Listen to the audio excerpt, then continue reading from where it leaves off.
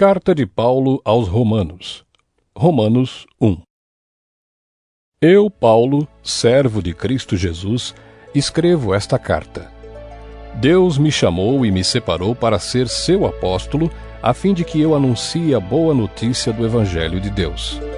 Há muito tempo essa boa notícia foi prometida por Deus por meio dos seus profetas e escrita nas Escrituras Sagradas.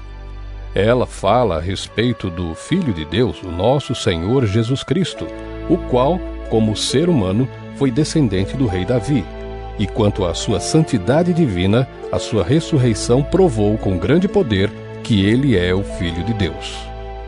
Por meio de Cristo, Deus me deu a honra de ser apóstolo no serviço de Cristo, para levar pessoas de todas as nações a crerem em Cristo e a serem obedientes a Ele.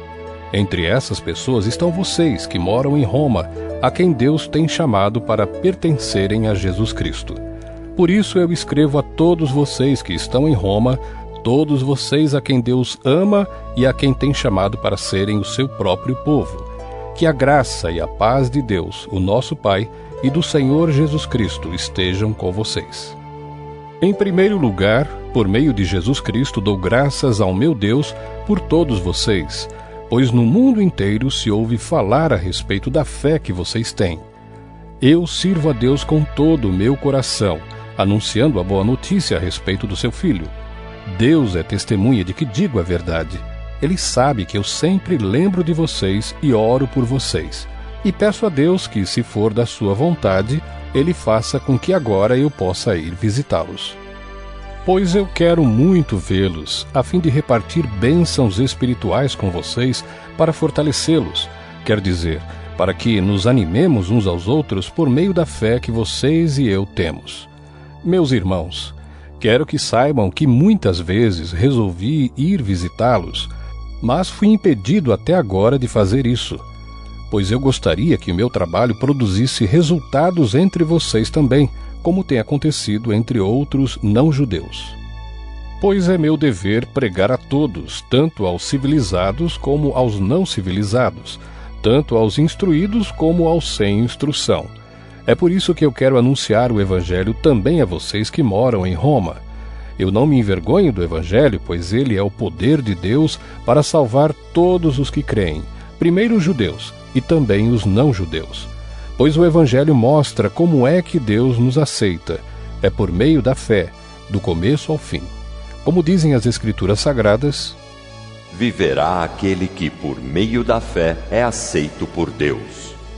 Do céu, Deus revela a sua ira contra todos os pecados e todas as maldades das pessoas, que, por meio das suas más ações, não deixam que os outros conheçam a verdade a respeito de Deus.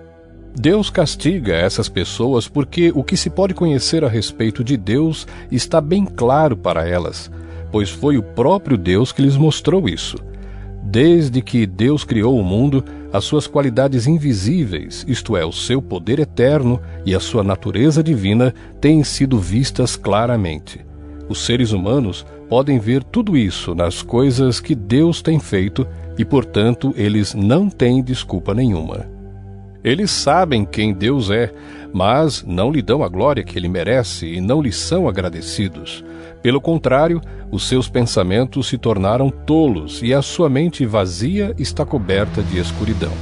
Eles dizem que são sábios, mas são tolos. Em vez de adorarem ao Deus imortal, adoram ídolos que se parecem com seres humanos, ou com pássaros, ou com animais de 4 patas, ou com animais que se arrastam pelo chão. Por isso, Deus entregou os seres humanos aos desejos do coração deles, para fazerem coisas sujas e para terem relações vergonhosas uns com os outros. Eles trocam a verdade sobre Deus pela mentira, e adoram e servem as coisas que Deus criou, em vez de adorarem e servirem o próprio Criador, que deve ser louvado para sempre. Amém. Por causa das coisas que essas pessoas fazem, Deus as entregou a paixões vergonhosas, pois até as mulheres trocam as relações naturais pelas que são contra a natureza, e também os homens deixam as relações naturais com as mulheres e se queimam de paixão uns pelos outros. Homens têm relações vergonhosas uns com os outros e por isso recebem em si mesmos o castigo que merecem por causa dos seus erros. E como não querem saber do verdadeiro conhecimento a respeito de Deus, Ele entregou os seres humanos aos seus maus pensamentos, de modo que eles fazem o que não devem. Estão cheios de todo tipo de perversidade, maldade, ganância, vícios, ciúmes, crimes de morte, brigas, mentiras e malícia. Caluniam e falam mal uns dos outros. Têm ódio de Deus e são atrevidos, orgulhosos e vaidosos. Inventam maneiras de fazer o mal, desobedecem aos pais, são imorais, não cumprem a palavra, não têm amor por ninguém e não têm pena dos outros. Eles sabem que o mandamento de Deus diz que aqueles que fazem essas coisas merecem a morte. Mas mesmo assim continuam a fazê-las, e pior ainda, aprovam os que fazem as mesmas coisas que eles fazem. Romanos 2. Meu amigo, não importa quem você seja, você não tem desculpa quando julga os outros. Pois quando você os julga, mas faz as mesmas coisas que eles fazem, você está condenando a você mesmo. Nós sabemos que Deus é justo quando condena os que fazem essas coisas, mas você, que faz as mesmas coisas que condena nos outros, será que você pensa que escapará do julgamento de Deus? Ou será que você despreza a grande bondade, a tolerância e a paciência de Deus? Você sabe muito bem que Ele é bom e que quer fazer com que você mude de vida. Mas o seu coração é duro e teimoso. Por isso você está aumentando ainda mais o castigo que vai sofrer no dia em que forem revelados a ira e os julgamentos justos de Deus, pois Ele recompensará cada um de acordo com o que fez. Deus dará a vida eterna às pessoas que perseveram em fazer o bem e buscam a glória, a honra e a vida imortal. Mas fará cair a sua ira e o seu castigo sobre os egoístas e sobre os que rejeitam o que é justo a fim de seguir o que é mal. Haverá sofrimentos e aflições para todos os que fazem o mal, primeiro para os judeus e também para os não-judeus. Mas Deus dará glória, honra e paz a todos os que fazem o bem, primeiro aos judeus e também aos não-judeus, pois Ele trata a todos com igualdade.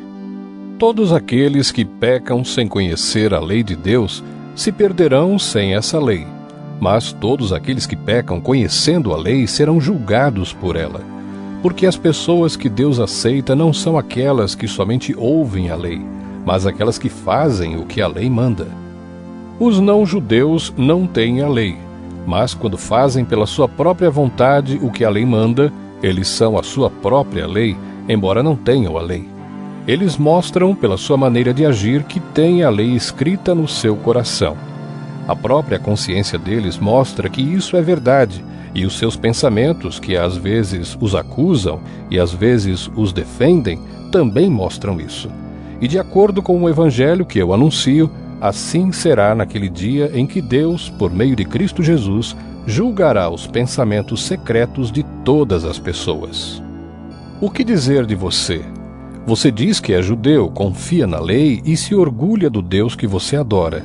Você sabe o que Deus quer que você faça e aprende na lei a escolher o que é certo. Você tem a certeza de que é guia dos cegos, luz para os que estão na escuridão, orientador dos que não têm instrução e professor dos jovens. Você está certo de que encontra na lei a apresentação completa do conhecimento e da verdade. Você que ensina aos outros, por que é que não ensina a você mesmo? Se afirma que não se deve roubar, por que é que você mesmo rouba? Se você diz que não se deve cometer adultério, por que é que você mesmo comete adultério? Você odeia os ídolos, mas rouba as coisas dos templos. Você se orgulha de ter a lei de Deus, mas você é uma vergonha para Deus porque desobedece à sua lei, pois as Escrituras Sagradas dizem: Os não-judeus falam mal de Deus por causa de vocês, os judeus. A circuncisão tem valor se você, que é judeu, obedecer à lei. Porém, se não obedecer, é como se você não tivesse sido circuncidado. E se um homem que não foi circuncidado obedecer aos mandamentos da lei, Deus o tratará como se ele fosse circuncidado. Assim vocês, judeus, serão condenados pelos não-judeus, pois vocês desobedecem à lei, apesar de terem essa lei escrita e de serem circuncidados, enquanto que os não-judeus obedecem à lei, embora não sejam circuncidados.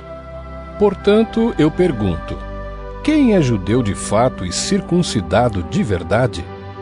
É claro que não é aquele que é judeu somente por fora e circuncidado só no corpo. Pelo contrário, o verdadeiro judeu é aquele que é judeu por dentro, aquele que tem o coração circuncidado. E isso é uma coisa que o Espírito de Deus faz e que a lei escrita não pode fazer. E o louvor que essa pessoa recebe não vem de seres humanos, mas vem de Deus. Romanos 3. Então, qual é a vantagem de ser judeu? Será que ser circuncidado tem algum valor? Tem sim, e de muitas maneiras. E a primeira vantagem é que Deus entregou a sua mensagem aos cuidados dos judeus. Mas, se alguns não foram fiéis, será que por isso Deus vai ser infiel? De modo nenhum. Que Deus continue a ser verdadeiro, mesmo que todas as pessoas sejam mentirosas. Como dizem as Escrituras Sagradas a respeito dele: que fique provado que tu tens razão quando falas, e que sejas vencedor quando fores julgado.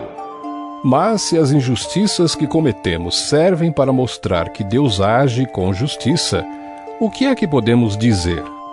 Que Deus é injusto quando nos castiga?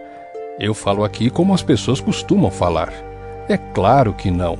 Se Deus não fosse justo, como poderia julgar o mundo?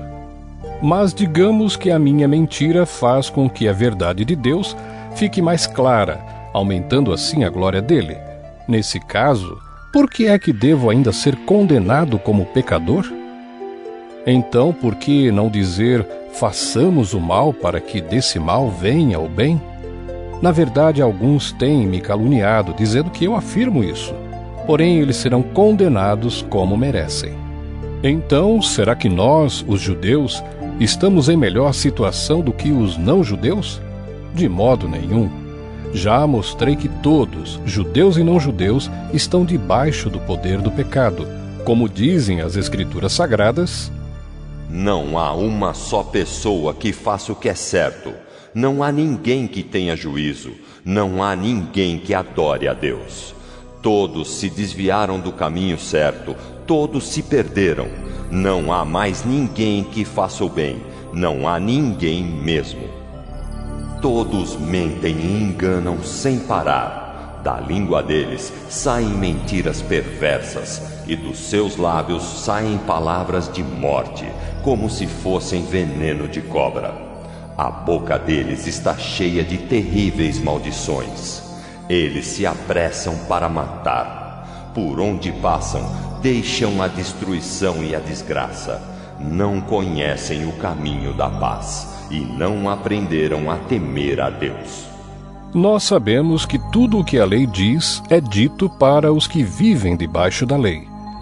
Isso a fim de que todos parem de se justificar e a fim de que todas as pessoas do mundo fiquem debaixo do julgamento de Deus. Pois ninguém é aceito por Deus por fazer o que a lei manda, porque a lei faz com que as pessoas saibam que são pecadoras. Mas agora Deus já mostrou que o meio pelo qual ele aceita as pessoas não tem nada a ver com lei. A lei de Moisés e os profetas dão testemunho do seguinte: Deus aceita as pessoas por meio da fé que elas têm em Jesus Cristo. É assim que ele trata todos os que creem, pois não existe nenhuma diferença entre as pessoas. Todos pecaram e estão afastados da presença gloriosa de Deus. Mas, pela sua graça e sem exigir nada, Deus aceita todos por meio de Cristo Jesus, que os salva. Deus ofereceu Cristo como sacrifício para que, pela sua morte na cruz, Cristo se tornasse o meio de as pessoas receberem o perdão dos seus pecados pela fé nele. Deus quis mostrar com isso que ele é justo. No passado ele foi paciente e não castigou as pessoas por causa dos seus pecados. Mas agora, pelo sacrifício de Cristo, Deus mostra que é justo. Assim, ele é justo e aceita os que creem em Jesus. Será que temos motivo para ficarmos orgulhosos? De modo nenhum. E por que não? Será que é porque obedecemos à lei? Não, não é. É porque cremos em Cristo. Assim, percebemos que a pessoa é aceita por Deus pela fé e não por fazer o que a lei manda. Ou será que Deus é somente Deus dos judeus? Será que não é também Deus dos não-judeus? Claro que é. Deus é um só e aceitará os judeus na base da sua fé e também aceitará os não-judeus por meio da fé que eles têm. Será que isso quer dizer que, por causa da fé, nós tratamos a lei como se ela não valesse nada? Não, de modo nenhum. Pelo contrário, afirmamos que a lei tem valor. Romanos 4. Então, o que é que podemos dizer de Abraão, o antepassado de nossa raça? O que foi que ele conseguiu? Se foi por causa das coisas que ele fez que Deus o aceitou, então ele teria motivo para se orgulhar, mas não para se orgulhar diante de Deus. Pois o que é que as Escrituras Sagradas dizem? Elas dizem: Abraão creu em Deus, e por isso Deus o aceitou. O salário que o trabalhador recebe não é um presente, mas é o pagamento a que ele tem direito por causa do trabalho que fez. Porém, a pessoa que não põe a sua esperança nas coisas que faz, mas simplesmente crê em Deus, é a fé dessa pessoa que faz com que ela seja aceita por Deus, o Deus que trata o culpado como se ele fosse inocente. E isso foi o que Davi queria dizer quando falou da felicidade daqueles que Deus aceita, sem levar em conta o que eles fazem. Davi disse: Feliz aquele cujas maldades Deus perdoa e cujos pecados ele apaga. Feliz aquele que o Senhor não acusa de cometer pecado. Será que essa felicidade de que Davi falou existe somente para os que são circuncidados? É claro que não. Ela existe também para os que não são circuncidados. Pois já citamos as Escrituras Sagradas que dizem: Abraão creu em Deus e por isso Deus o aceitou. Quando foi que isso aconteceu? Foi antes ou depois de Abraão ser circuncidado? Foi antes e não depois. Ele foi circuncidado mais tarde, e a sua circuncisão foi um sinal para provar que Deus aceitou Abraão porque ele tinha fé. E isso aconteceu quando ele ainda não havia sido circuncidado. Assim, Abraão é o pai espiritual de todos os que creem em Deus e são aceitos por ele, mesmo que não sejam circuncidados. Ele é também o pai dos que são circuncidados, não apenas porque são circuncidados, mas porque vivem a mesma vida de fé que Abraão, o nosso pai, viveu antes de ter sido circuncidado.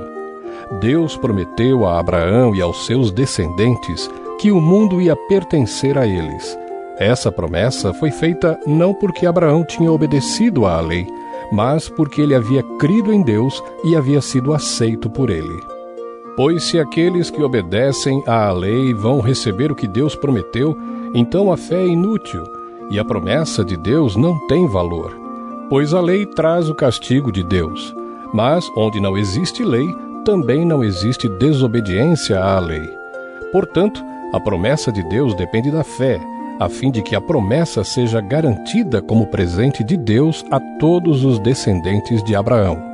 Ela não é somente para os que obedecem à lei, mas também para os que creem em Deus como Abraão creu, pois ele é o pai espiritual de todos nós, como dizem as Escrituras Sagradas: Eu fiz de você o pai de muitas nações.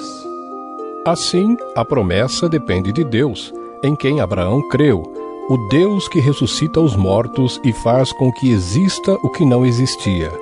Abraão teve fé e esperança, mesmo quando não havia motivo para ter esperança, e por isso ele se tornou o pai de muitas nações, como dizem as Escrituras. Os seus descendentes serão muitos.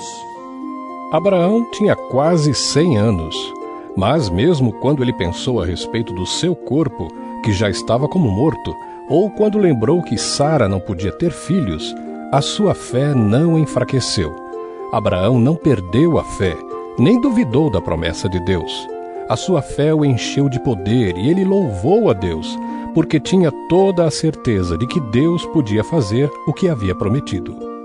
Por isso, Abraão, por meio da fé, foi aceito por Deus. As palavras "foi aceito" não falam somente dele. Falam também de nós, que seremos aceitos, nós os que cremos em Deus, o qual ressuscitou Jesus, o nosso Senhor. Jesus foi entregue para morrer por causa dos nossos pecados e foi ressuscitado a fim de que nós fôssemos aceitos por Deus. Romanos 5. Agora que fomos aceitos por Deus pela nossa fé nele, temos paz com ele por meio do nosso Senhor Jesus Cristo. Foi Cristo quem nos deu, por meio da nossa fé, esta vida na graça de Deus. E agora continuamos firmes nessa graça e nos alegramos na esperança de participar da glória de Deus. E também nos alegramos nos sofrimentos, pois sabemos que os sofrimentos produzem a paciência traz a aprovação de Deus, e essa aprovação cria a esperança. Essa esperança não nos deixa decepcionados, pois Deus derramou o seu amor no nosso coração por meio do Espírito Santo que ele nos deu. De fato, quando não tínhamos força espiritual, Cristo morreu pelos maus no tempo escolhido por Deus. Dificilmente alguém aceitaria morrer por uma pessoa que obedece às leis. Pode ser que alguém tenha coragem para morrer por uma pessoa boa, mas Deus nos mostrou quanto nos ama. Cristo morreu por nós quando ainda vivíamos no pecado. E agora que fomos aceitos por Deus por meio da morte de Cristo na cruz, é mais certo ainda que ficaremos livres por meio dele do castigo de Deus. Nós éramos inimigos de Deus, mas ele nos tornou seus amigos por meio da morte do seu Filho. E agora que somos amigos de Deus, é mais certo ainda que seremos salvos pela vida de Cristo. E não somente isso, mas também nós nos alegramos por causa daquilo que Deus fez por meio do nosso Senhor Jesus Cristo, que agora nos tornou amigos de Deus. O pecado entrou no mundo por meio de um só homem, e o seu pecado trouxe consigo a morte. Como resultado, a morte se espalhou por toda a raça humana porque todos pecaram. Antes de a lei ser dada, já existia o pecado no mundo. Porém, quando não existe lei, Deus não leva em conta o pecado. Mas desde o tempo de Adão até Moisés, a morte dominou todos os seres humanos, mesmo os que não pecaram como Adão, quando ele desobedeceu à ordem de Deus. Adão era a figura daquele que havia de vir. Mas existe uma diferença entre o pecado de Adão e o presente que Deus nos dá. De fato, muitos morreram por causa do pecado de um só homem, mas a graça de Deus é muito maior, e ele dá a salvação gratuitamente a muitos, por meio da graça de um só homem, que é Jesus Cristo. E existe uma diferença entre aquilo que Deus dá e o pecado de um só homem. Porque no caso do pecado, a condenação veio por causa de um só pecado. Porém, no caso da salvação, Deus perdoa os que têm cometido muitos pecados, embora não mereçam esse perdão.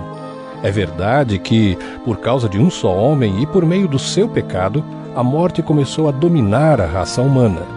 Mas o resultado do que foi feito por um só homem, Jesus Cristo, é muito maior. E todos aqueles que Deus aceita e que recebem como presente a sua imensa graça, reinarão na nova vida por meio de Cristo. Portanto, assim como um só pecado condenou todos os seres humanos, assim também um só ato de salvação liberta todos e lhes dá vida.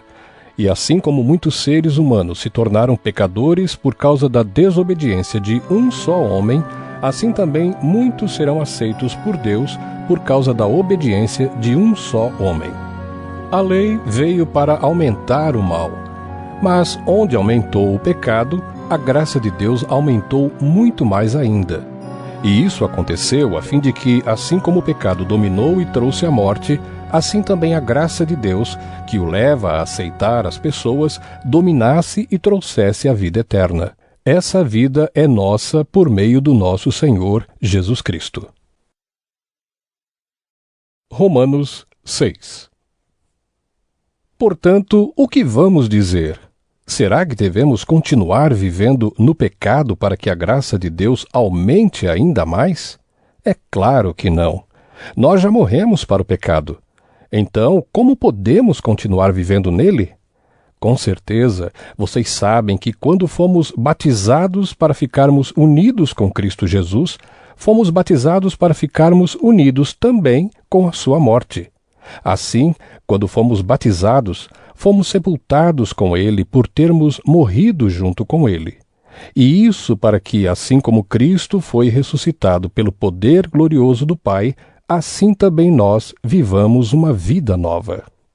Pois se fomos unidos com ele por uma morte igual à dele, assim também seremos unidos com ele por uma ressurreição igual à dele. Pois sabemos que a nossa velha natureza pecadora já foi morta com Cristo na cruz, a fim de que o nosso eu pecador fosse morto, e assim não sejamos mais escravos do pecado. Pois quem morre fica livre do poder do pecado.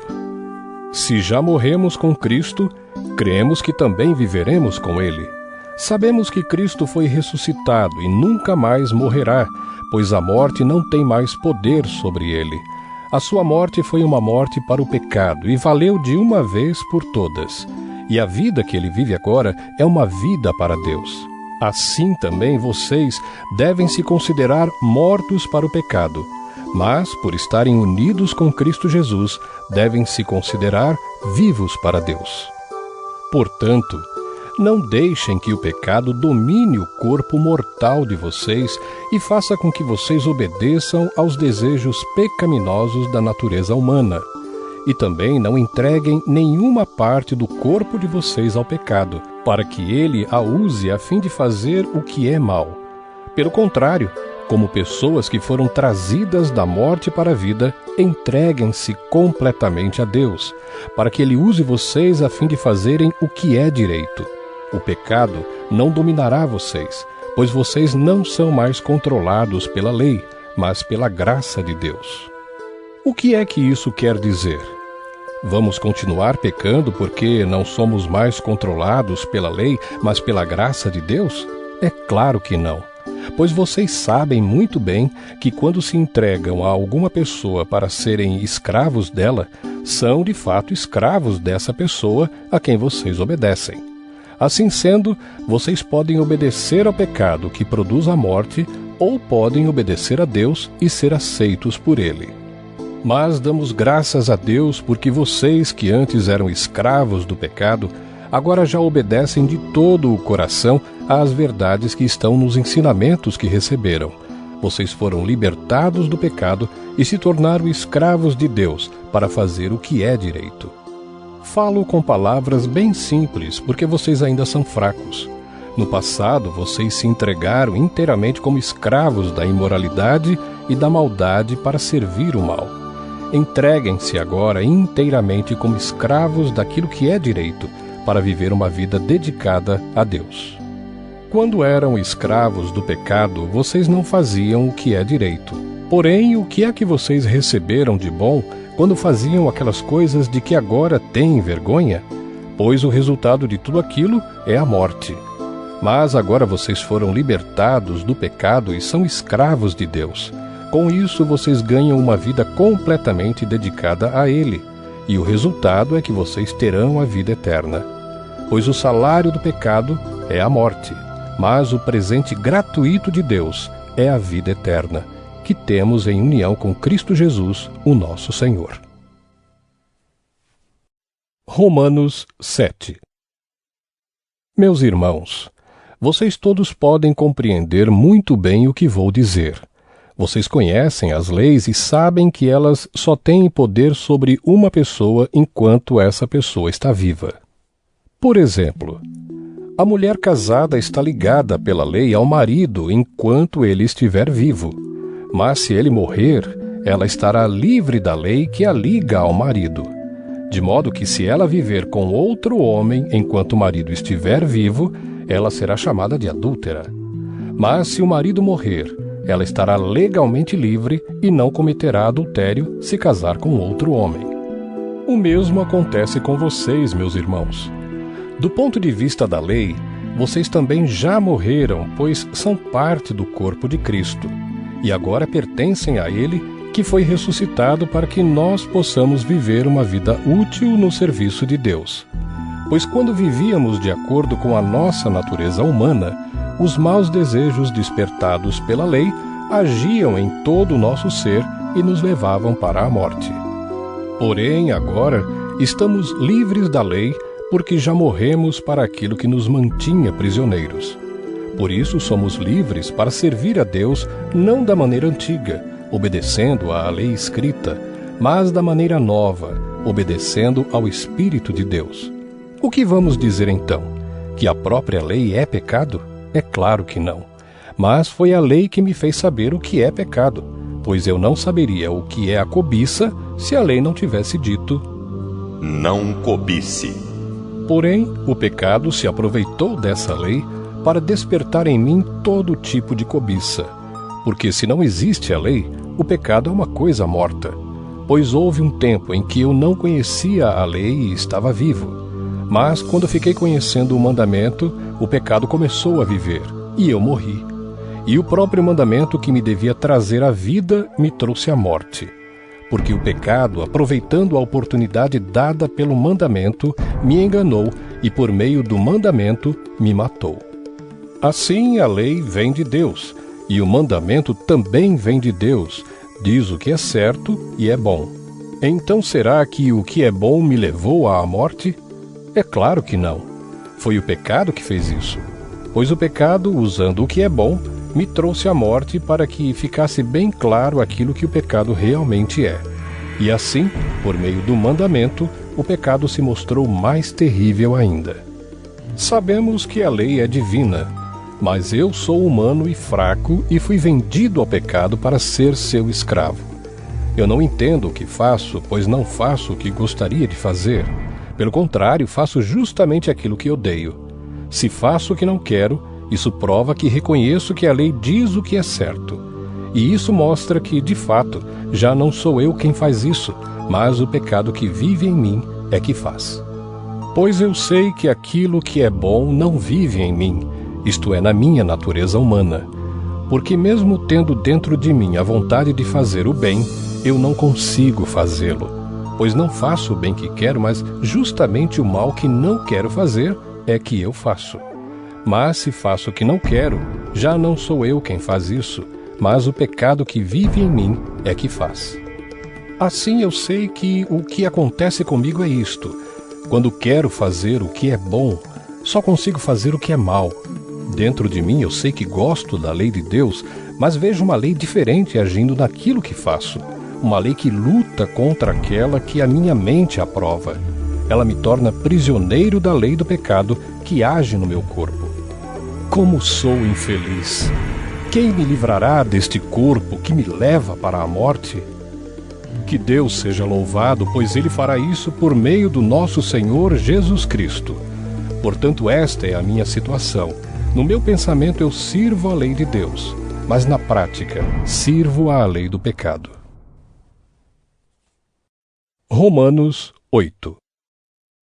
Agora já não existe nenhuma condenação para as pessoas que estão unidas com Cristo Jesus, pois a lei do Espírito de Deus, que nos trouxe vida por estarmos unidos com Cristo Jesus, livrou você da lei do pecado e da morte.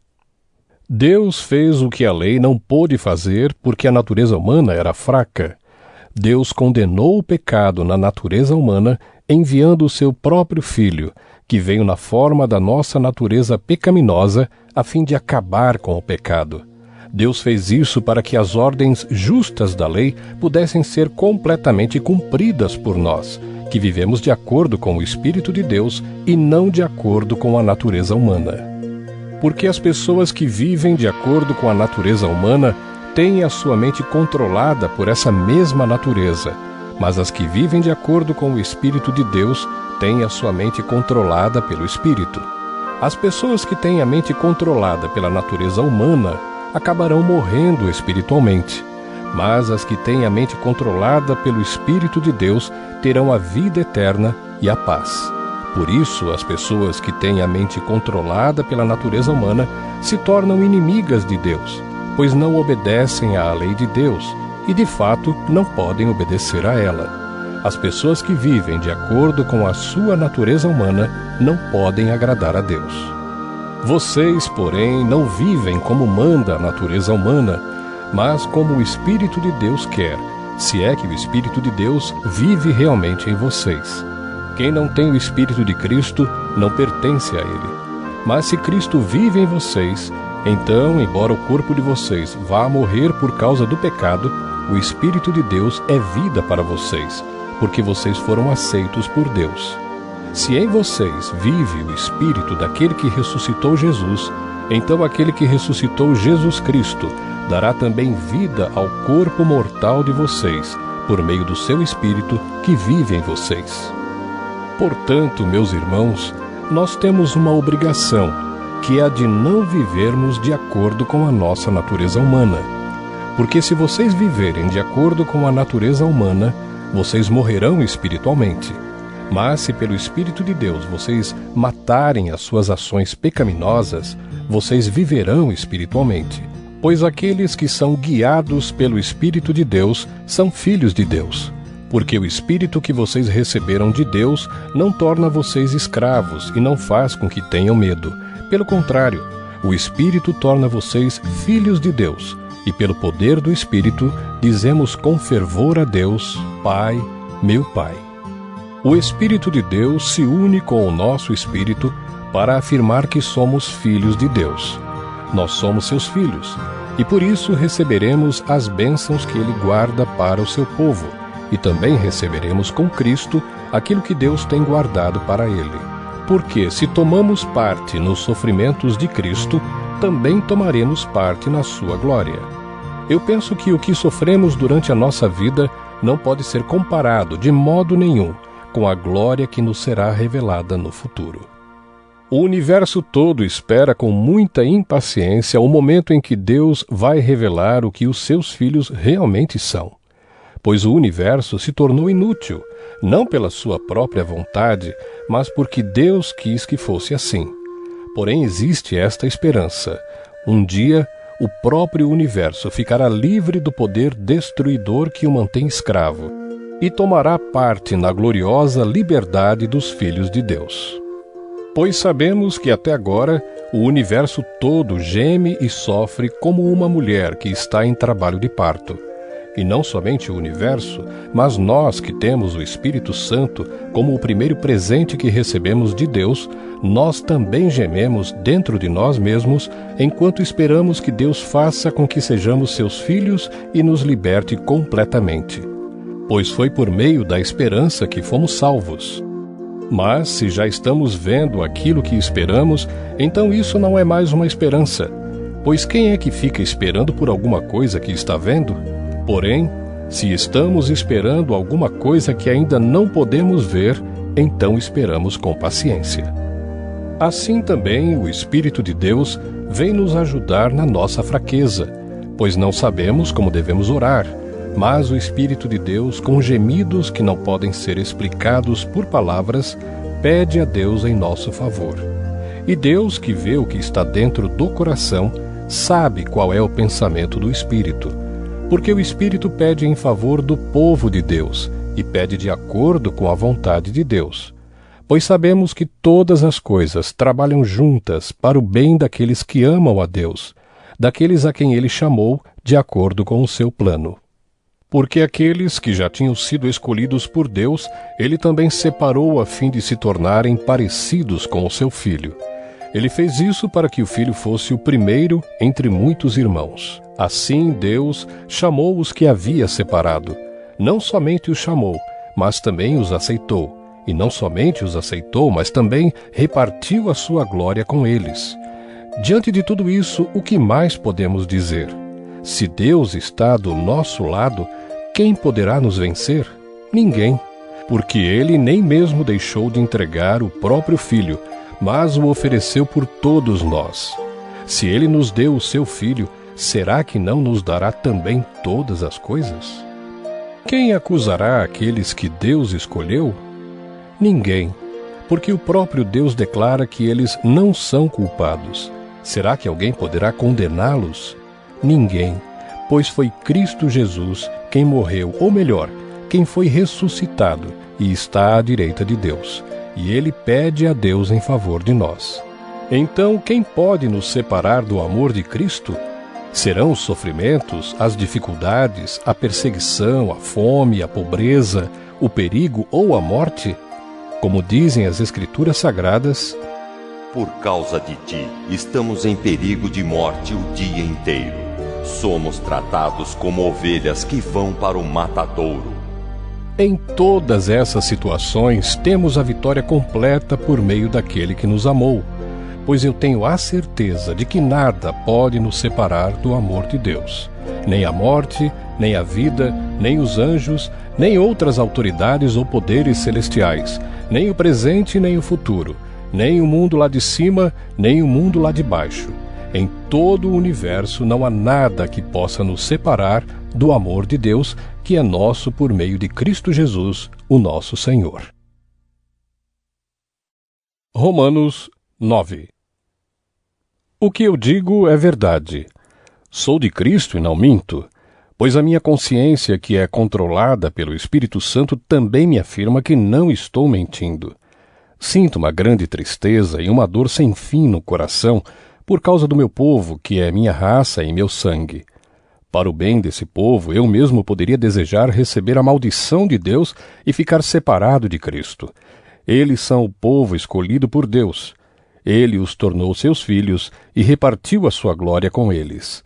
Deus fez suas alianças com eles e lhes deu a lei, a verdadeira maneira de adorar e as promessas.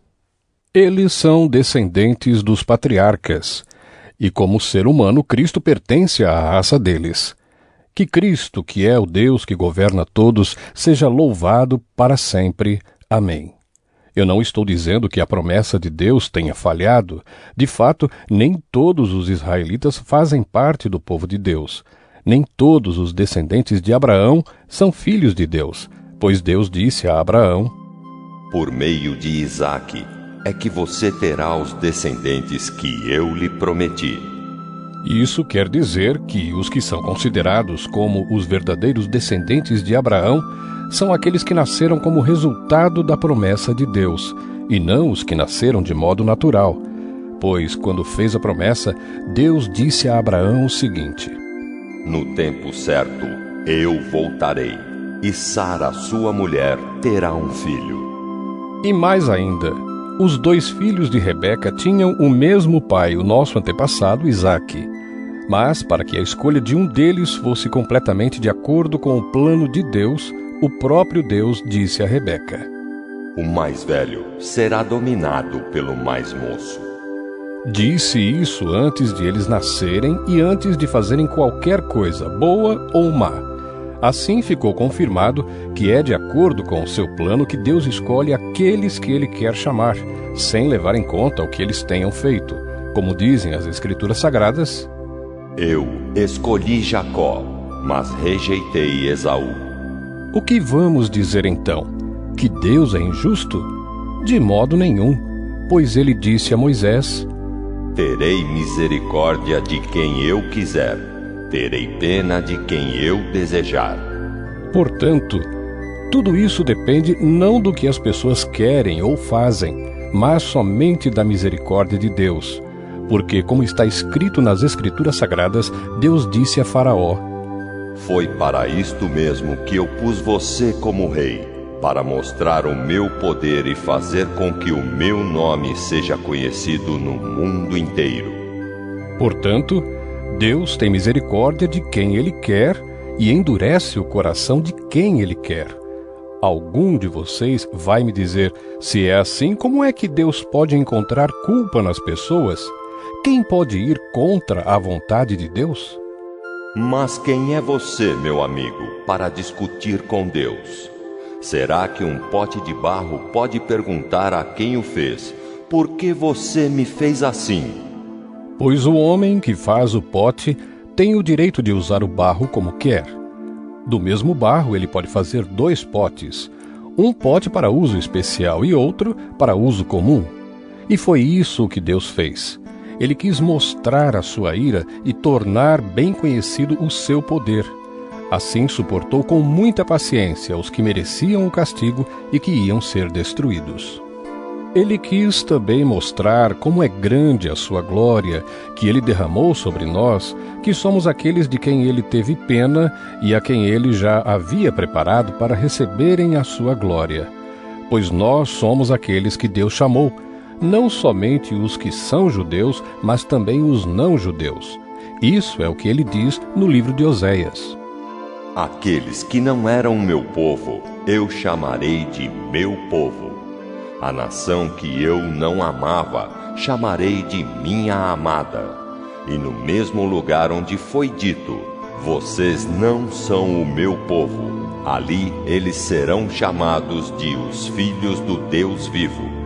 E Isaías disse a respeito de Israel: mesmo que o povo de Israel seja tão numeroso como os grãos de areia da praia do mar, somente alguns deles serão salvos. Pois o Senhor julgará logo, e de uma vez, o mundo inteiro. Como o próprio Isaías tinha dito antes: se o Senhor Todo-Poderoso não nos tivesse deixado alguns descendentes, seríamos agora como a cidade de Sodoma, estaríamos destruídos como Gomorra. O que vamos dizer então? Vamos dizer isto: os não-judeus que não procuravam ser aceitos por Deus foram aceitos por meio da fé. Porém, o povo de Israel, que procurava uma lei para ser aceito por Deus, não encontrou o que estava procurando. E por que não? Porque eles procuravam alcançar isso por meio das suas ações e não por meio da fé. Eles tropeçaram na pedra de tropeço, como dizem as Escrituras Sagradas. Vejam, estou colocando em Sião uma pedra em que eles vão tropeçar, a rocha que vai fazê-los cair. Mas quem crer nela não ficará desiludido. Romanos 10. Meus irmãos, desejo de todo o coração que o meu próprio povo seja salvo, e peço a Deus em favor deles, porque eu sou testemunha de que eles são muito dedicados a Deus. Mas a dedicação deles não está baseada no verdadeiro conhecimento, pois eles não conhecem a maneira como Deus aceita as pessoas e assim têm procurado conseguir isso da sua própria maneira. Eles rejeitaram o modo de Deus aceitar as pessoas, porque com Cristo a lei chegou ao fim, e assim os que creem é que são aceitos por Deus. Pois o que Moisés escreveu a respeito de as pessoas serem aceitas por Deus pela obediência à lei foi isto: viverá aquele que fizer o que a lei manda. Porém, quanto a ser aceito por Deus por meio da fé, Moisés diz o seguinte: não fique pensando assim: quem vai subir até o céu? Isto é, para trazer Cristo do céu. Nem pergunte: quem descerá ao mundo lá de baixo? Isto é, para fazer com que Cristo suba do mundo dos mortos. O que Moisés diz é isto: a mensagem de Deus está perto de você, nos seus lábios e no seu coração. Isto é, a mensagem de fé que anunciamos. Se você disser com a sua boca, Jesus é Senhor, e no seu coração crer que Deus ressuscitou Jesus, você será salvo, porque nós cremos com o coração e somos aceitos por Deus. Falamos com a boca e assim somos salvos, porque as Escrituras Sagradas dizem: quem crer nele não ficará desiludido. Isso vale para todos, pois não existe nenhuma diferença entre judeus e não-judeus. Deus é o mesmo Senhor de todos e abençoa generosamente todos os que pedem a sua ajuda. Como dizem as Escrituras Sagradas: todos os que pedirem a ajuda do Senhor serão salvos. Mas como é que as pessoas irão pedir se não crerem nele? E como poderão crer se não ouvirem a mensagem? E como poderão ouvir se a mensagem não for anunciada? E como é que a mensagem será anunciada se não forem enviados mensageiros? As Escrituras Sagradas dizem: Como é bonito ver os mensageiros trazendo boas notícias. Mas nem todos aceitam a boa notícia do Evangelho. Foi Isaías quem disse: Senhor, quem creu na nossa mensagem? Portanto, a fé vem por ouvir a mensagem, e a mensagem vem por meio da pregação a respeito de Cristo. Mas eu pergunto, será que eles não ouviram a mensagem? É claro que ouviram. Como dizem as Escrituras: A voz deles se espalhou pelo mundo inteiro. As suas palavras alcançaram a terra toda. Eu pergunto ainda, será que o povo de Israel não soube disso? Moisés foi o primeiro a dar uma resposta. Ele disse: Eu farei com que vocês fiquem com ciúmes de um povo que não é uma nação. Farei com que fiquem com raiva de uma nação de gente sem juízo. E Isaías foi mais corajoso ao anunciar o que Deus disse: Eu fui achado por aqueles que não me procuravam e apareci aos que não perguntavam por mim. Mas, a respeito de Israel, Deus disse: O dia inteiro eu abri os braços, pronto para receber um povo desobediente e rebelde. Romanos 11.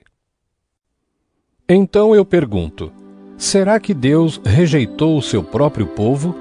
É claro que não. Eu mesmo sou israelita, descendente de Abraão e membro da tribo de Benjamim. Deus não rejeitou o seu povo, que ele havia escolhido desde o princípio. Vocês sabem muito bem o que as Escrituras Sagradas dizem naquele trecho em que Elias acusa o povo de Israel diante de Deus. Elias diz assim: Senhor, eles mataram os teus profetas e destruíram os teus altares. Eu sou o único que sobrou e eles estão querendo me matar. O que foi que Deus disse a ele? Ele disse: Eu guardei para mim 7.000 homens que não adoraram o Deus Baal. A mesma coisa também acontece agora, isto é, por causa da graça de Deus, ainda existe um pequeno número daqueles que ele escolheu. Essa escolha se baseia na graça de Deus e não no que eles fizeram. Porque se a escolha de Deus se baseasse no que as pessoas fazem, então a sua graça não seria a verdadeira graça. E isso quer dizer que não foi o povo de Israel que encontrou o que estava procurando. Quem encontrou foi apenas um pequeno grupo que Deus escolheu. Os outros não quiseram ouvir o chamado de Deus. Como dizem as Escrituras Sagradas: Deus endureceu o coração e a mente deles. Deu-lhes olhos que não podem ver e ouvidos que não podem ouvir até o dia de hoje. E Davi disse: Que nas suas festas eles sejam apanhados e enganados, que eles caiam e sejam castigados.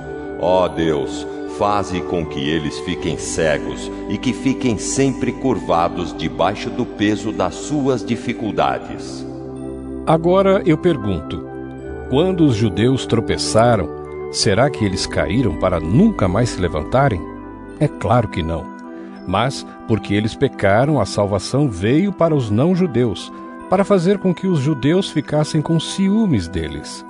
O pecado dos judeus trouxe grandes bênçãos para o mundo, e a sua pobreza espiritual trouxe ricas bênçãos para os não-judeus.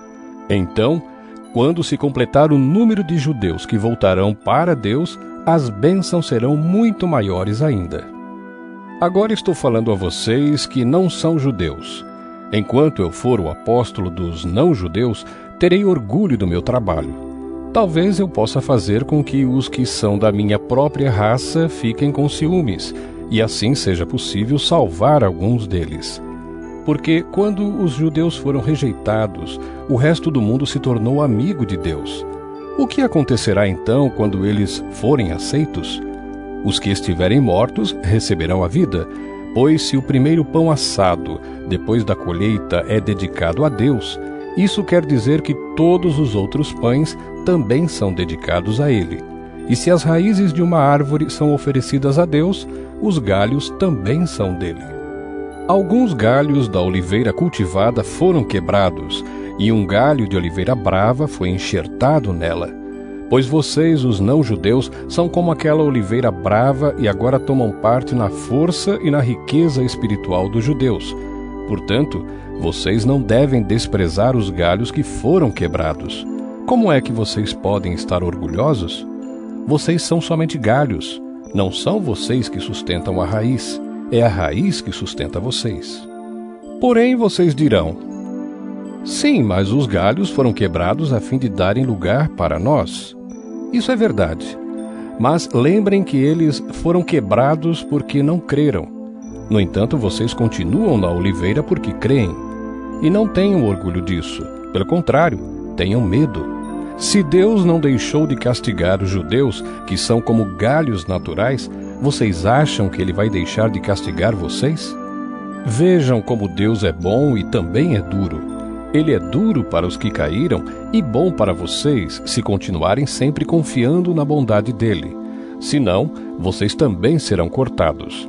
E se os judeus abandonarem a sua descrença, serão enxertados na oliveira cultivada, pois Deus pode enxertá-los de novo.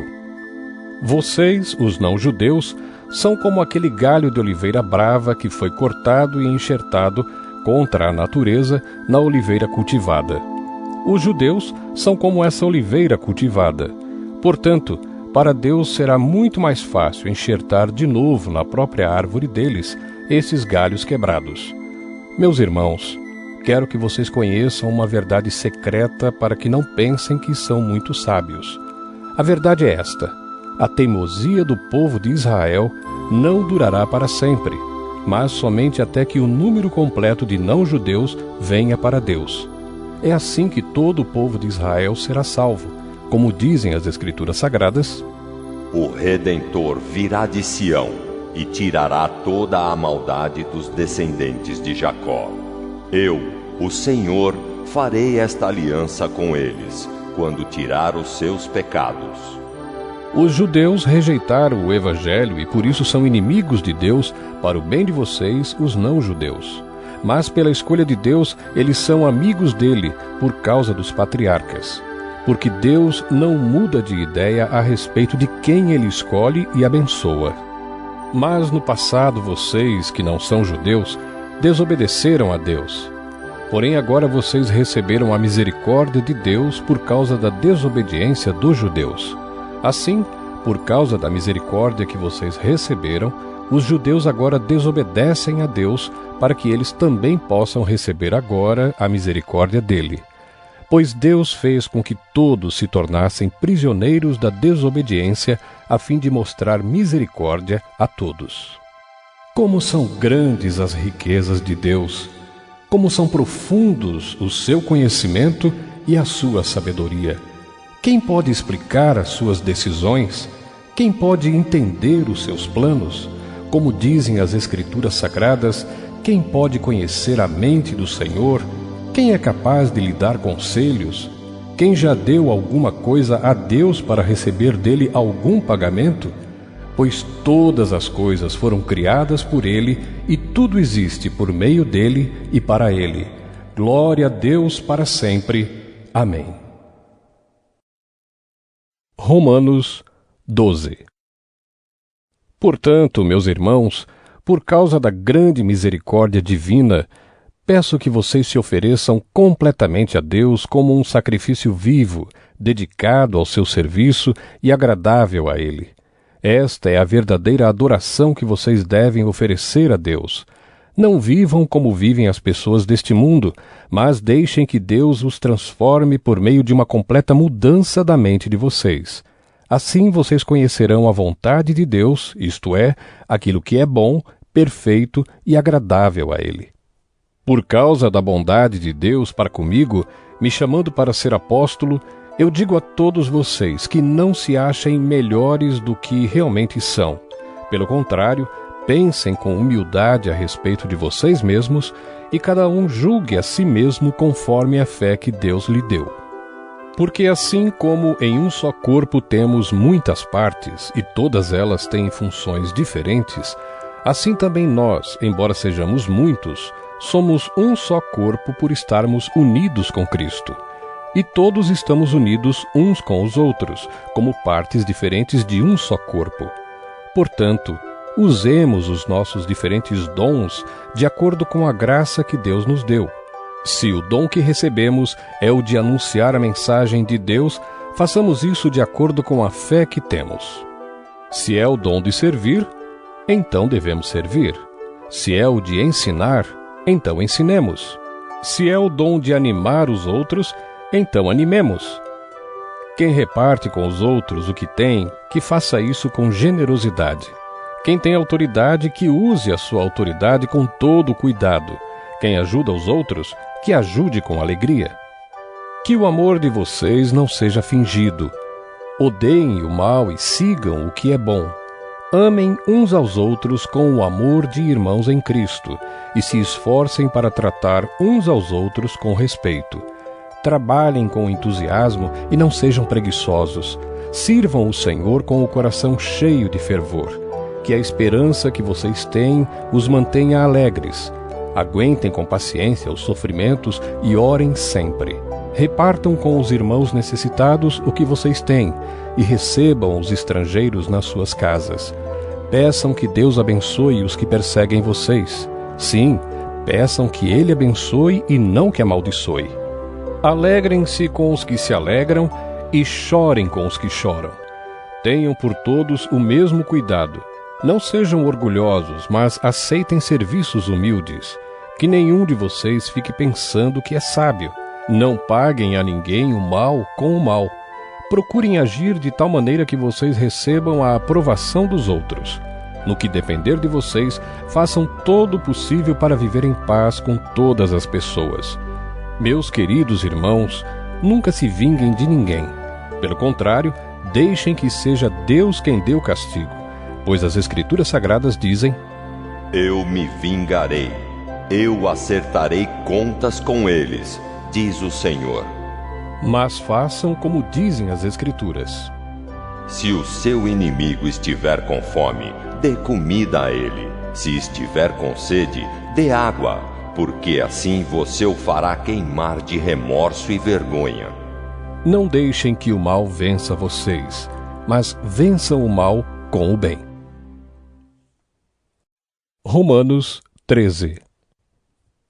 Obedeçam às autoridades todos vocês, pois nenhuma autoridade existe sem a permissão de Deus, e as que existem foram colocadas nos seus lugares por Ele. Assim, quem se revolta contra as autoridades está se revoltando contra o que Deus ordenou, e os que agem desse modo serão condenados. Somente os que fazem o mal devem ter medo dos governantes, e não os que fazem o bem. Se você não quiser ter medo das autoridades, então faça o que é bom e elas o elogiarão. Porque as autoridades estão a serviço de Deus para o bem de você. Mas se você faz o mal, então tenha medo, pois as autoridades de fato têm poder para castigar. Elas estão a serviço de Deus e trazem o castigo dele sobre os que fazem o mal. É por isso que você deve obedecer às autoridades, não somente por causa do castigo de Deus, mas também porque a sua consciência manda que você faça isso. É por isso também que vocês pagam impostos, pois quando as autoridades cumprem os seus deveres, elas estão a serviço de Deus. Portanto, paguem ao governo o que é devido. Paguem todos os seus impostos e respeitem e honrem todas as autoridades. Não fiquem devendo nada a ninguém. A única dívida que vocês devem ter é a de amar uns aos outros. Quem ama os outros está obedecendo à lei. Os seguintes mandamentos: Não cometa adultério, não mate, não roube, não cobice. Esses e ainda outros mais são resumidos num mandamento só: Ame os outros como você ama a você mesmo. Quem ama os outros não faz mal a eles. Portanto, amar é obedecer a toda a lei. Vocês precisam fazer todas essas coisas porque sabem em que tempo nós estamos vivendo. Chegou a hora de vocês acordarem, pois o momento de sermos salvos está mais perto agora do que quando começamos a crer. A noite está terminando e o dia vem chegando. Por isso, paremos de fazer o que pertence à escuridão e peguemos as armas espirituais para lutar na luz. Vivamos decentemente como pessoas que vivem na luz do dia. Nada de farras ou bebedeiras, nem imoralidade ou indecência, nem brigas ou ciúmes. Mas tenham as qualidades que o Senhor Jesus Cristo tem e não procurem satisfazer os maus desejos da natureza humana de vocês. Romanos 14. Aceitem entre vocês quem é fraco na fé, sem criticar as opiniões dessa pessoa. Por exemplo, algumas pessoas creem que podem comer de tudo, mas quem é fraco na fé come somente verduras e legumes. Quem come de tudo não deve desprezar quem não faz isso, e quem só come verduras e legumes não deve condenar quem come de tudo, pois Deus o aceitou. Quem é você para julgar o escravo de alguém? Se ele vencer ou fracassar, isso é da conta do dono dele. E ele vai vencer porque o Senhor pode fazê-lo vencer. Algumas pessoas pensam que certos dias são mais importantes do que outros, enquanto que outras pessoas pensam que todos os dias são iguais. Cada um deve estar bem firme nas suas opiniões. Quem dá mais valor a certo dia faz isso para honrar o Senhor. E também quem come de tudo faz isso para honrar o Senhor, pois agradece a Deus o alimento. E quem evita comer certas coisas faz isso para honrar o Senhor e dá graças a Deus. Porque nenhum de nós vive para si mesmo e nenhum de nós morre para si mesmo. Se vivemos, é para o Senhor que vivemos, e se morremos, também é para o Senhor que morremos. Assim, tanto se vivemos como se morremos, somos do Senhor. Pois Cristo morreu e viveu de novo para ser o Senhor tanto dos mortos como dos vivos. Portanto, por que é que você, que só come verduras e legumes, condena o seu irmão? E você, que come de tudo, por que despreza o seu irmão? Pois todos nós estaremos diante de Deus para sermos julgados por ele. É isto que as Escrituras Sagradas dizem. Juro pela minha vida, diz o Senhor, que todos se ajoelharão diante de mim e todos afirmarão que eu sou Deus. Assim, cada um de nós prestará contas de si mesmo a Deus. Por isso, paremos de criticar uns aos outros. Pelo contrário, cada um de vocês resolva não fazer nada que leve o seu irmão a tropeçar ou cair em pecado. Por estar unido com o Senhor Jesus, eu estou convencido de que nada é impuro em si mesmo. Mas se alguém pensa que alguma coisa é impura, então ela fica impura para ele. Se você faz com que um irmão fique triste por causa do que você come, então você não está agindo com amor. Não deixe que a pessoa por quem Cristo morreu se perca por causa da comida que você come. Não deem motivo para os outros falarem mal daquilo que vocês acham bom, pois o reino de Deus não é uma questão de comida ou de bebida, mas de viver corretamente, em paz e com a alegria que o Espírito Santo dá. E quem serve a Cristo dessa maneira agrada a Deus e é aprovado por todos. Por isso, procuremos sempre as coisas que trazem a paz e que nos ajudam a fortalecer uns aos outros na fé. Por uma questão de comida, não destrua o que Deus fez. Todos os alimentos podem ser comidos, mas é errado comer alguma coisa quando isso faz com que outra pessoa caia em pecado. O que está certo é não comer carne, não beber vinho, nem fazer qualquer outra coisa que leve um irmão a cair em pecado. Mas guarde entre você mesmo e Deus o que você crê a respeito desse assunto. Feliz a pessoa que não é condenada pela consciência quando faz o que acha que deve fazer. Mas quem tem dúvidas a respeito do que come é condenado por Deus quando come, pois aquilo que ele faz não se baseia na fé, e o que não se baseia na fé é pecado. Romanos 15. Nós que somos fortes na fé, Devemos ajudar os fracos a carregarem as suas cargas, e não devemos agradar a nós mesmos. Pelo contrário, cada um de nós deve agradar o seu irmão para o bem dele, a fim de que ele cresça na fé. Pois nem o próprio Cristo procurou agradar a si mesmo. Pelo contrário, como dizem as Escrituras Sagradas, as ofensas daqueles que te insultaram cairão sobre mim. Porque tudo o que está nas Escrituras foi escrito para nos ensinar, a fim de que tenhamos esperança por meio da paciência e da coragem que as Escrituras nos dão.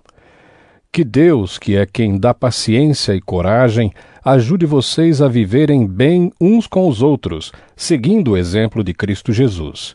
E isso para que vocês, todos juntos, como se fossem uma só pessoa, louvem ao Deus e Pai do nosso Senhor Jesus Cristo. Portanto, aceitem uns aos outros para a glória de Deus, assim como Cristo aceitou vocês. Pois eu lhes digo que Cristo se tornou servo dos judeus a fim de mostrar que Deus é fiel, para fazer com que se cumprissem as promessas feitas por Deus aos patriarcas, e para fazer com que os não-judeus louvassem a Deus pela sua bondade, como dizem as Escrituras Sagradas: por isso eu te louvarei entre os que não são judeus, e cantarei louvores a ti. Elas dizem também: vocês que não são judeus, alegrem-se com o povo escolhido de Deus. E dizem ainda: todos os que não são judeus, louvem o Senhor, que todos os povos o louvem. E também Isaías diz: virá um descendente do rei Davi, filho de Jessé. Ele aparecerá para governar os que não são judeus, e eles terão esperança nele. Que Deus, que nos dá essa esperança, encha vocês de alegria e de paz, por meio da fé que vocês têm nele, a fim de que a esperança de vocês aumente pelo poder do Espírito Santo. Meus irmãos, estou certo de que vocês estão cheios de bondade, sabem tudo o que é preciso saber e são capazes de dar conselhos uns aos outros. Porém, nesta carta, me atrevi a escrever com toda a franqueza para fazer com que vocês lembrem de coisas que já sabem. Eu escrevi assim por causa do privilégio que Deus me deu de ser servo de Cristo Jesus para trabalhar em favor dos que não são judeus. Eu sirvo como sacerdote ao anunciar o Evangelho que vem de Deus, e faço isso para que os não-judeus sejam uma oferta que Deus aceite, dedicada a Ele pelo Espírito Santo. Portanto, por estar unido com Cristo Jesus, posso me orgulhar do serviço que faço para Deus. Eu me atreverei a falar somente do que Cristo tem feito por meio de mim, a fim de levar os não-judeus a obedecerem a Deus. E isso tem sido feito por meio de palavras e de ações, pelo poder de sinais e milagres e pelo poder do Espírito de Deus. Assim, viajando desde Jerusalém até a província da Ilíria, tenho anunciado de modo completo o Evangelho a respeito de Cristo. Para não construir sobre alicerces colocados por outros, tenho me esforçado sempre para anunciar o Evangelho nos lugares onde ainda não se falou de Cristo. Como dizem as Escrituras Sagradas: aqueles que nunca ouviram falar a respeito dele o verão, e os que não tinham ouvido falar sobre ele o entenderão. Por essa razão, muitas vezes eu quis visitá-los, mas isso não me foi possível. Porém, já que terminei o meu trabalho nessas regiões e como há muitos anos tenho pensado em ver vocês, espero fazer isso agora. Gostaria de vê-los quando fizer a minha viagem para a Espanha. Gostaria também que vocês me ajudassem a ir até lá, depois de eu ter o prazer de estar com vocês por algum tempo. Mas agora vou a Jerusalém a serviço do povo de Deus que vive ali, pois as igrejas das províncias da Macedônia e da Acaia resolveram dar uma oferta para ajudar as pessoas do povo de Deus em Jerusalém que estão necessitadas. Os próprios cristãos da Macedônia e da Acaia resolveram fazer isso. Mas, de fato, eles têm a obrigação de ajudar aqueles necessitados. Os judeus repartiram seus bens espirituais com os que não são judeus, e por isso os não-judeus devem prestar com os seus bens materiais esse serviço cristão aos judeus. Depois que eu terminar esse trabalho e que entregar toda a oferta que foi recolhida para eles, viajarei para a Espanha e no caminho visitarei vocês. E sei que, quando for visitá-los, levarei comigo muitas bênçãos de Cristo. Eu peço, irmãos, pelo nosso Senhor Jesus Cristo e pelo amor que o Espírito dá, que me ajudem orando com fervor por mim. Orem para que eu escape das pessoas da Judéia que não creem em Cristo e também para que a ajuda que eu vou levar a Jerusalém seja bem aceita pelo povo de Deus que vive ali. E assim, se Deus quiser, chegarei aí em Roma cheio de alegria e lhes farei uma visita que me dará um novo ânimo. E que Deus, a nossa fonte de paz, esteja com todos vocês. Amém. Romanos 16. Eu recomendo a vocês a nossa irmã Febe, que é diaconisa da igreja de Cencreia. Recebam essa irmã em nome do Senhor, como deve fazer o povo de Deus. Deem a ela toda a ajuda que precisar, pois ela tem ajudado muita gente e a mim também. Mando saudações a Priscila e ao seu marido Áquila, meus companheiros no serviço de Cristo Jesus. Eles arriscaram a sua vida por mim. Sou muito agradecido a eles. E não somente eu, mas também todas as igrejas dos que não são judeus. Saudações também à igreja que se reúne na casa deles. Saudações ao meu querido amigo Epêneto, que foi o primeiro a crer em Cristo na província da Ásia. Saudações a Maria, que tem trabalhado muito por vocês. Saudações a Andrônico e à irmã Júnia, meus patrícios judeus, que estiveram comigo na prisão. Eles são apóstolos bem conhecidos e se tornaram cristãos antes de mim.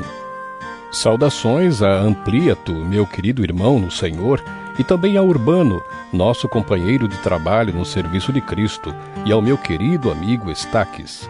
Saudações a Apeles, um irmão que tem dado muitas provas da sua fé em Cristo. Saudações ao pessoal da família de Aristóbulo. Saudações a Herodião, meu patrício judeu, e aos irmãos no Senhor da família de Narciso. Saudações a Trifena e a Trifosa, irmãs que trabalham no serviço do Senhor, e à minha querida amiga Pérside, que também tem trabalhado muito para o Senhor. Mando saudações a Rufo, trabalhador que tem se destacado no serviço do Senhor, e à mãe dele, que sempre me tratou como filho. Saudações aos irmãos Assíncrito, Flegonte, Hermes, Pátrobas, Hermas e a todos os irmãos que estão com eles. Saudações a Filólogo e a Júlia, a Nereu e a sua irmã, ao irmão Olimpas e a todas as pessoas do povo de Deus que estão com eles. Cumprimentem uns aos outros com um beijo de irmão. Todas as igrejas de Cristo mandam saudações a vocês. Meus irmãos, peço que tomem cuidado com as pessoas que provocam divisões, que atrapalham os outros na fé e que vão contra o ensinamento que vocês receberam. Afastem-se dessas pessoas, porque os que fazem essas coisas não estão servindo a Cristo, o nosso Senhor, mas a si mesmos. Por meio de conversa macia e com bajulação, eles enganam o coração das pessoas simples. Todos sabem como vocês têm sido fiéis ao Evangelho e por isso eu me alegro por causa de vocês. Quero que sejam sábios a respeito do que é bom e não tenham nada a ver com o que é mal. E Deus, a nossa fonte de paz, logo esmagará Satanás debaixo dos pés de vocês. Que a graça do nosso Senhor Jesus esteja com vocês. Timóteo, meu companheiro de trabalho, manda saudações a vocês. Lúcio, Jasão e Sosípatro, meus patrícios judeus, também mandam saudações. Eu, Tércio, que escrevi esta carta que Paulo ditou para mim, mando saudações a vocês. O meu hospedeiro Gaio, em casa de quem a igreja daqui se reúne, manda saudações a vocês. Erasto, o tesoureiro da cidade, e o nosso irmão Quarto também mandam saudações. Que a graça do nosso Senhor Jesus Cristo esteja com todos vocês. Amém. Louvemos a Deus, pois Ele pode conservar vocês firmes na fé, de acordo com o Evangelho que eu anuncio, isto é, a mensagem a respeito de Jesus Cristo, e de acordo também com a verdade secreta que nunca foi revelada no passado. Porém, essa verdade foi revelada agora por meio daquilo que os profetas escreveram. E por ordem do Deus eterno, ela se tornou conhecida em todas as nações, para que todos creiam e obedeçam. Ao Deus único e sábio seja dada glória para sempre, por meio de Jesus Cristo. Amém.